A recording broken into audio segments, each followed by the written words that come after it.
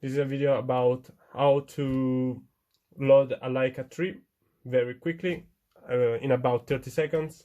But first we need to cut the lid off. Basically we need to put like this. This is 3D printed. You can do by hand or you can do in any sorts of ways. I like to do with this tool. It's precise and easy and fast enough. No, and you can do another time to be sure to be precise. It doesn't need to be really precise though.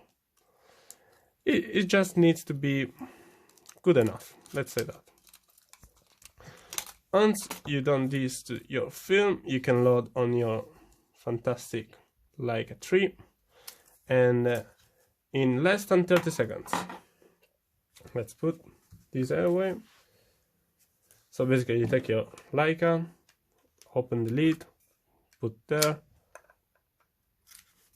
take basically the film inside, very stiff, and after you load it in this way,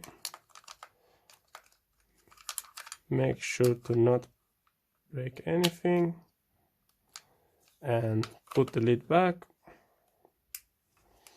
and turn the lever. It's important that these turn as well, so you are sure that it's working correctly.